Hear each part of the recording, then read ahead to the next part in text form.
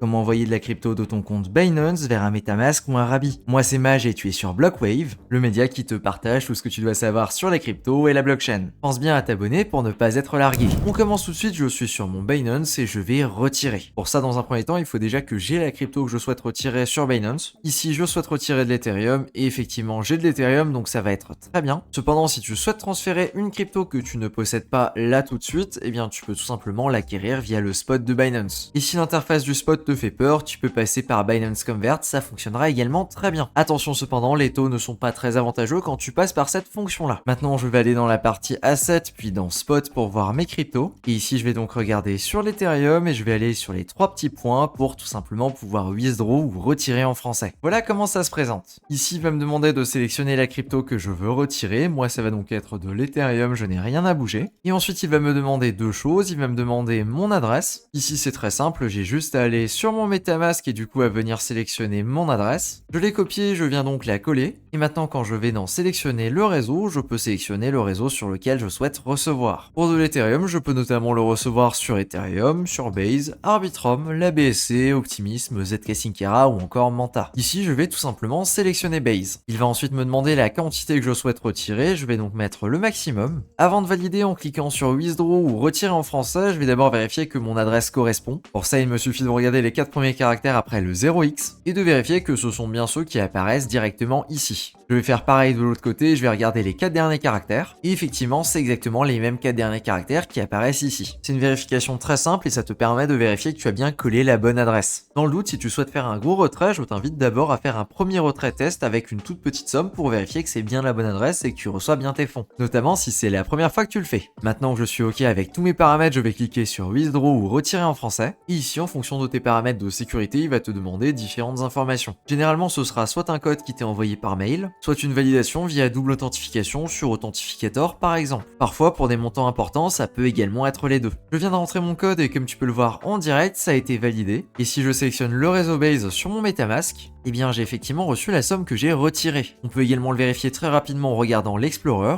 Pour ça, j'ai juste collé mon adresse dans l'Explorer et il va afficher directement cette page. Et on peut voir que la dernière transaction, elle provient de Binance et c'est Binance qui m'a envoyé la somme que j'ai retirée. On est donc tout bon, j'ai retiré mes cryptos de Binance vers mon MetaMask. À partir de là, je peux les utiliser avec mon wallet, que ce soit pour faire de la DeFi ou chasser les airdrops par exemple. Et d'ailleurs, en parlant d'airdrop, c'est un petit peu la suite logique de cette vidéo. Pour ça, je t'affiche à l'écran exactement ce que c'est et comment tu peux commencer à les chasser. Car crois-moi, ça pourrait t'intéresser de recevoir des jetons pour un petit peu d'activité sur la blockchain. On se retrouve tout de suite dans cette nouvelle vidéo.